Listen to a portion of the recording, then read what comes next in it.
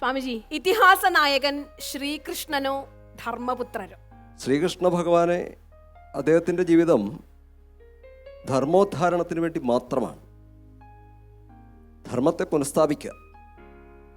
ധർമ്മപുത്രർ സ്വധർമ്മം അനുഷ്ഠിച്ച് ജീവിച്ചൊരു വ്യക്തിയാണ്.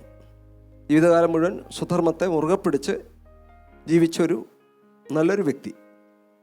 എന്നാൽ ശ്രീകൃഷ്ണ ഭഗവാന്റെ ജീവിതത്തിൽ ഈ ധർമ്മോദ്ധാരണത്തിന് വേണ്ടി അന്നുണ്ടായിരുന്ന പല സങ്കല്പങ്ങളെ അദ്ദേഹം തിരുത്തി കുറിച്ചിട്ടുണ്ട്. അത് എളുപ്പമല്ല. ജനസമൂഹത്തിൽ വിപ്ലവാത്മകമായ രീതിയിൽ ഇടപെടാനും ശരിയായ രീതിയിൽ അവരെ നയിക്കുവാനും ഭഗവാൻ ശ്രമിച്ചിട്ടുണ്ട്.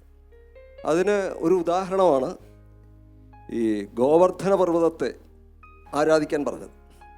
കാരണം അവിടെ മഴ പെയ്യാതിരുന്നൊരു സന്ദർഭത്തിൽ ഇന്ദ്രനെ പൂജിച്ചിട്ട് മഴ പെയ്യിക്കാം എന്ന് അവിടെയുള്ള വാസികൾ, ഗോകുലവാസികൾ ചിന്തിച്ച സമയത്ത് അദ്ദേഹം പറഞ്ഞു, ആദ്യം നിങ്ങൾ ഇന്ദ്രനെ കണ്ടിട്ടുണ്ടോ? ഇന്ദ്രനെ നിങ്ങളാരും കണ്ടിട്ടില്ല. ഈ കാണാത്ത ഇന്ദ്രനെ നിങ്ങൾ പൂജിക്കുന്നതിന് കാണുന്ന ഈ ദൈവികതയല്ലേ നമ്മൾ ആരാധിക്കേണ്ടത്. അദ്ദേഹം പറഞ്ഞു പഠിപ്പിച്ചു. അതുകൊണ്ടാണ് നമ്മുടെ ഭാരതീയ തത്വശാസ്ത്രത്തിൽ മാതാ പിതാ ഗുരു ദൈവം എന്ന് പറയുന്നത് കാണുന്ന ആ ദൈവികത. ഈശ്വരൻ തന്നെയാണ് ഇതെല്ലാം. ഈശാവാസ്യം ഇതം സർവം യത്കിഞ്ച ജഗത്യാം ജഗത് എന്ന ഒരു സംസ്കാരമാണ് ഭാരതത്തിൻ്റേത്. 3 പ്രധാനപ്പെട്ട കാര്യങ്ങളും പറയുന്നുണ്ട്. ധർമ്മോ രക്ഷതി രക്ഷിത. ഭാരതം ലോകത്തിന് നൽകിയ വലിയൊരു സംഭാവനയാണത്. അതേപോലെയാണ് ഈശാവാസ്യം ഇതം സർവം.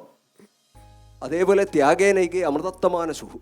ഈ 3 കാര്യങ്ങൾ ഭാരതം ലോകത്തിന് നൽകിയ സന്ദേശമാണ്. അത് സ്വന്തം ജീവിതത്തിൽ അനുഷ്ഠിച്ച് കാണിച്ച മഹാവ്യക്തിത്വമാണ് ശ്രീകൃഷ്ണ ഭഗവാൻ.